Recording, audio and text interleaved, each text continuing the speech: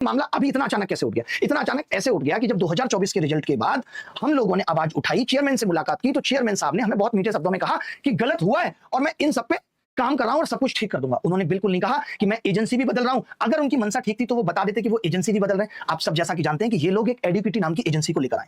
वो एडुकेटी नाम की जो एजेंसी है वो एसएससी का कहना है कि सरकार के रिगुलर प्रोसेस के थ्रू आई है, यानी उसमें एसएससी का कोई लेना देना नहीं है, वो सरकार के थ्रू आई है और आती भी है कोई एजेंसी। जिस एजेंसी पे अगर पहले कोई आरोप लगा था तो वो कैसे आ गई? मैं इस एजेंसी के आपको ऐसे ऐसे प्रूफ दिखाऊंगा आगे आने वाले वक्त में। अभी वो वक्त भी आएगा जब ये एजेंसी उखाड़ के फेंकने की तो छोड़िए, इसको लोग उखाड़ के फेंक देंगे कि क्या हालत इसने एग्जाम सिस्टम की कर दी है। जो बात मैंने बोली है कि ये इतने इतने लाख करोड़ के घोटाले जो हम ऊपर से देख रहे हैं ना, हम ऊपर से क्या देख रहे हैं? बैठ जाओ भाई आराम से शांति से। हम जो लोग ऊपर से देख रहे हैं कि अरे ये कीबोर्ड नहीं चल रहा है, माउस नहीं चल रहा है, ये छोटी छोटी समस्याएं, अंदर की समस्याएं तो आप सोच नहीं सकते। आपको तो बस ये दिख रहा है अच्छा वैकेंसी आ गई, चलो एक नौकरी मेरी भी हो जाएगी, लेकिन इसके पीछे की कहानी इतनी खराब है कि आप सोच नहीं सकते। इतना बुरा हाल है और हमें ये सब सिस्टम को ठीक करना है और उसके लिए आवाज को बुलंद करना था, जिसके लिए हम सब शिक्षक मिलकर के, आपको पता होगा पूरे देश से शिक्षक आए, सबने मिलकर के अपनी बात कही कि भाई चलो डीओपीटी मिनिस्टर साहब से बात करते हैं। वजह ये थी क्योंकि हम लोग एसएससी चेयरमैन से ऑलरेडी मिल चुके थे। रेलवे रिफॉर्म इतने दिनों से चल रहा था और लोग कोशिश कर रहे थे कि रेल मंत्री से जाके बात करें, लेकिन नहीं संभव हो पा रहा था। तो हमने सोचा कि क्यों ना सीधे जाके डीओपीटी से ही बात करें। क्या हमारा हक नहीं है? क्या जनता का यह हक नहीं है कि वो अपनी आवाज को शांतिपूर्ण तरीके से सरकार से कह पाए? लेकिन आपने देखा होगा वहां पे कुछ एक सेकंड के अंदर ही उस आवाज को दबाने के लिए पुलिस ने लाठीचार्ज किया। हमारी लड़ाई पुलिस से है भी नहीं। आपने देखा होगा, आपको मेरे बोलने का तरीका पता है कि पुलिस ने मेरे ऊपर ही इतना खराब इल्जाम लगाया, उसके बाद भी हमने हंस करके टाल दिया। हमने कहा कोई बात नहीं, हमारी लड़ाई इस देश की पुलिस से थोड़ी है। उनका तो हमें सहयोग चाहिए सरकार तक पहुंचने के लिए। वो तो बैरियर है, वो खुद ये नहीं चाहते, वो खुद इसी सिस्टम से निकल के यहाँ पहुंचे हैं बड़ी मुश्किलों से। तो वो भी सब जानते हैं हमारी लड़ाई ना सरकार हटाने की, हमारी लड़ाई है कि जो ये एग्जाम सिस्टम इतना भ्रष्ट हो गया इसको ठीक कैसे किया जाए। और ये एक दिन में नहीं हुआ, ये हुआ ऐसे है। इस साल आप माफ कर दिया, 2023 में अगर गलत क्वेश्चंस को माफ ना किया गया होता तो 2024 में ये गलत क्वेश्चन वाली बात की हिम्मत नहीं कर पाते। आपको बता दूं कि जिस दिन ये परसों जब 31 जुलाई को सब लोग इकट्ठे हुए तो हम लोग चेयरमैन ऑफिस गए। कहा गया कि आपको चेयरमैन साहब से मिलाया जाएगा। वहां पे एक डायरेक्टर से हमारी मुलाकात हुई और हमने कहा कि एसएससी फेज एक्स में इतनी सारी प्रॉब्लम है। उनकी बातों से साफ साफ लग रहा था, उनकी बातें तो छोड़िए, आपने कल चेयरमैन साहब का इंटरव्यू देखा होगा कि ये लोग कैसे एक एजेंसी को बचाने में लगे हुए हैं और इनको लग रहा है कि इतनी आसानी से बचा लेंगे और हम चुप बैठे रहेंगे।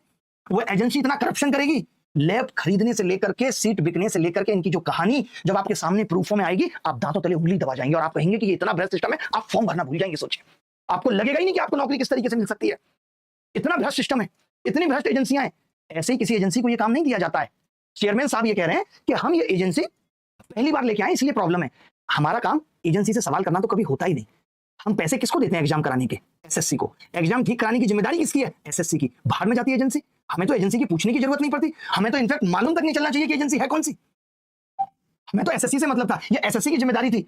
ये लोग जानबूझ के, आज इस बार आपने देखा होगा कि इस बार 5-6 एजेंसी इन्वॉल्व हैं।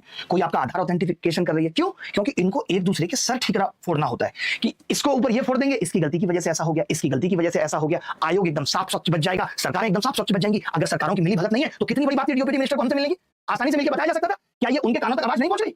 31 जुलाई को जो हम देश के सब शिक्षकों ने किया है, आप देख लीजिए कि आज पूरा मीडिया समाज ये बोल रहा है कि छात्रों के साथ गलत हो रहा है। हमें यही तो हिम्मत देनी है। आप ये मत सोचिए इस मीडिया की हिम्मत टूट गई है, इसको हिम्मत नहीं मिल रही। इसको लगा रहे शिक्षक और छात्र इतनी आवाज बुलंद कर सकते हैं तो चलो हम भी इनके साथ चलते हैं। जैसे क्या होता है ना, जब एक आवाज बुलंद हो रही है तो सब उसका साथ देना चाहते हैं, तो इस आवाज को दबने नहीं देना है। आज मीडिया वाले उठा रहे हैं ना, आज उनको लग रहा है कि सरकार से सवाल पूछना चाहिए।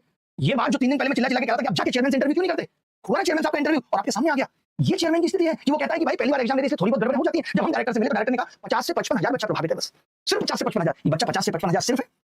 आप नौकरी कितना को दे रहे हो? मुश्किल से 3000 वैकेंसी है और 50 से 55 हजार बच्चा प्रभावित है। या तो आप नौकरी दे रहे हो तो 8-10 लाख लोगों को और 50 से 55 हजार बच्चा प्रभावित हो रहा होता तो हम मान भी लेते।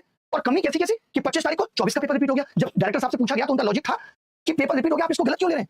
बच्चे ने सोचा होगा 24 तारीख को कि ये तो अब आ गया, अब नहीं आएगा। हमने वही पूछ लिया, सरप्राइज दे दिया। हमने पूछा आप गलत क्वेश्चन पूछ के अपनी जेबों में पैसा भर रहे हैं 100 रुपए, और अगर यही हालात तो आगे आने वाले वक्त में आप सवाल गलत बढ़ाते ही चले जाएंगे। तो उसने कहा गलत पूछ रहे हो, पैसा तो सरकार की जेब में जाता है। ये अधिकारी का आरोप है, मैं सरकार से भी कहना चाहता हूं, आपके अधिकारी का आरोप है कि पैसा सरकार की जेब में जाता है जिससे रोड बनते हैं। तो आगे आने वाले वक्त में तो जेईई, नीट, यूपीएससी, आप सब में गलत सवाल पूछे और 100 रुपए क्यों चार्ज कर रहे हैं? एक बच्चा जो अपने मां बाप की मजदूरी पे मुश्किल से फॉर्म भरता है और आप उससे अलग तरीके की वसूली चला रहे हैं। सोचिए कितना भ्रष्ट हो चुका हुआ है सिस्टम। और कमाल की बात देखिए कि जब आज इन बातों को उठा के हम मीडिया के सामने भी रख रहे हैं तो मीडिया अच्छा 100 रुपए लिए जाते हैं। 8 साल से चिल्ला रहे हैं तब तो यहां तक आवाज पहुंच पाई है कि 100 रुपए गलत तरीके से लिए जाते हैं। आप सोचिए अपनी आवाज को पहुंचाने के लिए डिजिटल इंडिया के दौर में आज 8 साल लग जा रही है। कितनी दुख की बात है इस देश के लिए। हमने पूछा एक और सवाल हमने किया, डिस्टर्ब बिल्कुल मत करो, बिल्कुल आराम से बैठे रहो। हमने सवाल पूछा डायरेक्टर साहब से कि भाई 500, 600 किलोमीटर आप सेंटर डाल रहे हो, क्या इस सिस्टम का फेलर नहीं है? उन्होंने कहा हम अपने जमाने में तो जनरल के डब्बे में लटक के एग्जाम देने जाते थे। यानी आज अगर किसी बाप ने परेशानी उठाई है तो अपने बेटे को भी यही कहेगा कि तुम भी यही कहो। फिर काई की तो जनरेशन गैप और काई का अपडेशन जो आज हम कहते हैं कि हम इतना आगे निकल चुके हैं, हम यानी हमारे अधिकारियों की सोच अभी भी वही पुरानी 30 साल वाली है। फिर काई का डिजिटल इंडिया और काई का विकसित भारत। सर मानी चाहिए ऐसे अधिकारियों को भी जो इस तरीके की बयानबाजी करते हैं। आज के बाद हमने इसीलिए सोचा था पहले भी कि हम चेयरमैन से मिलकर भी संतुष्ट नहीं थे, और अब तो हम जब डायरेक्टर से मिले तो बिल्कुल संतुष्ट नहीं है। अब तो हम जवाब सीधे जो चाहते हैं वो डीओपीटी मिनिस्टर साहब से ही चाहते हैं। तो एक एक चीज पे जो मैंने आपसे कहा था, आप लोगों ने भी मुझे बहुत सारे प्रश्न पूछे। आपने कहा आयोग से सर हमारा प्रश्न है, आयोग से अब प्रश्न करने का कोई फायदा नहीं है। 2024 के रिजल्ट में अभी भी सारा डेटा अगर मिला दिया जाए तो 46 रैंक अभी भी मिसिंग है, टोटल 46 रैंक मिसिंग है, जिनके बारे में हमने आरटीआई डाल के पूछा कि भाई ये 46 रैंक मिसिंग क्यों है, आप इसका जवाब दीजिए कि 46 रैंक मिसिंग क्यों है, कौन बच्चे जिनको आपने दिए।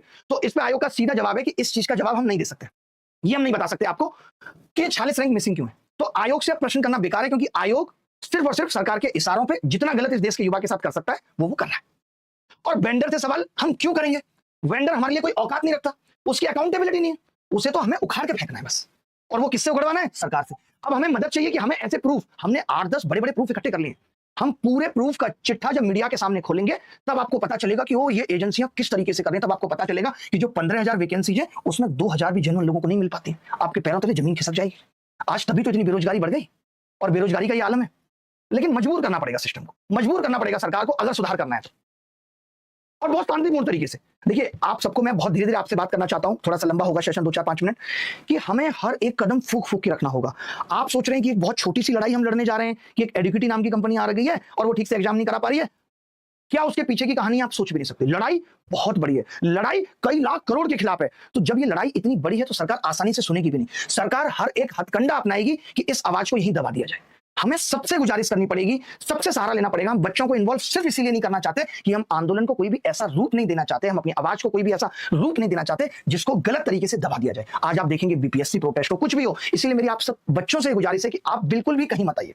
आप जहां हैं, जिस राज्य में हैं, आपको अगर वहां अपना कोई प्रदर्शन करना है, आप सरकार के खिलाफ अपनी आवाज उठाना चाहते हैं, तो आप अगर वहां के नॉर्म्स के हिसाब से परमिशन लेके उठा सकते हैं तो बिल्कुल उठाइए। यहां सरकार से सवाल पूछने के लिए हम शिक्षक ही काफी हैं, आप सबको पता होगा। और हम बहुत सटीक तरीके से जाना चाहते हैं, हम कुछ भी ऐसा नहीं करना चाहते जिस एक गलती की वजह से सरकार ये कह दे कि आप गलत हो। हम बहुत सही तरीके से अपनी आवाज सिस्टम तक पहुंचाना चाहते हैं। हम डायरेक्ट बात करने की भी कोशिश कर रहे हैं कि हमारी डायरेक्ट बात हो, आप जवाब दें कि क्या होगा। ये प्रूफ भी आज मैं सिर्फ इसीलिए नहीं खोल रहा हूं क्योंकि मेरा एजेंसी से कोई लेना देना नहीं है, लेकिन मुझे जिस दिन ये लगेगा कि ये एजेंसी कैसे हट सकती है तो मैं हर एक हथकंडा अपनाऊंगा। सब प्रूफ एक एक सॉलिड चीज है, वीडियो से लेकर के ऑडियो रिकॉर्डिंग सब मैं इकट्ठी करके बैठा हूं, अगर सरकार नहीं सुनती तो। अब 6 तारीख को आपको पता होगा कि 6 तारीख को डीसीपी ऑफिस से हमें परमिशन मिली कि 150 लोग आकर के आप जंतर मंतर पे बैठ करके अपनी आवाज उठा सकते हैं। तो मैं ये चाहता हूं कि उन 150 लोगों में हमारे साथ देश के बड़े आईएएस आईपीएस ऑफिसर जो रिटायर हो चुके हैं, जो इस खराब सिस्टम को बहुत अच्छे से समझते हैं, मैं ऐसे लोगों को इनवाइट करना चाहता हूं, कहना चाहता हूं, आह्वान करना चाहता हूं कि आप सबसे हाथ जोड़ के रिक्वेस्ट है कि आप हमारे साथ आएं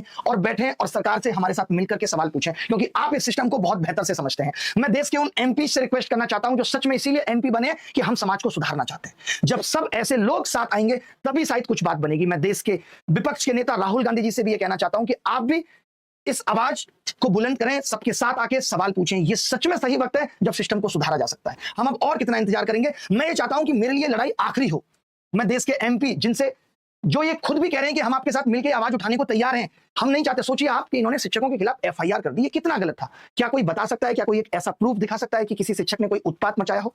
कोई बता सकता है किसी से गलत शब्द का इस्तेमाल किया हो जिसके बेसिस पे आपने एफआईआर कर दी? अगर दम है तो एफआईआर करिए। जो लोग ये करप्शन कर रहे हैं उसके लिए एफआईआर कराने के लिए लोग चिल्लाते रहते हैं, पेपर लीक हो गया है, ये पेपर माफिया है जिसने लीक किया है, और सालों तक एफआईआर नहीं हो पाती है। और यहाँ एक शिक्षक जो आराम से अपनी आवाज उठा रहा था, आपने उसको डिटेन करके पुलिस थाने में बिठा दिया। और कब तक आप ऐसे आवाज दबा देंगे?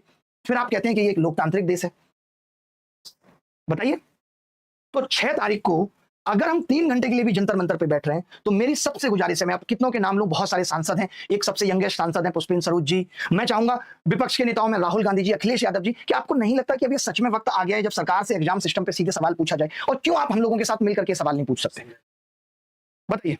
तो मेरी आप सबसे गुजारिश है, जितने भी लोग, मैंने बहुत सारे लोग जो हमारे लोगों ने बताया, भीम आर्मी टीम के जो चीफ हैं चंद्रशेखर रावत साहब, आम आदमी पार्टी के अरविंद केजरीवाल जी, मनीष सिसोदिया जो कहते हैं कि मैं शिक्षा को बहुत बेहतरीन से समझता हूं, संजय सिंह, राघव चड्ढा, क्या आप लोगों को नहीं साथ आना चाहिए?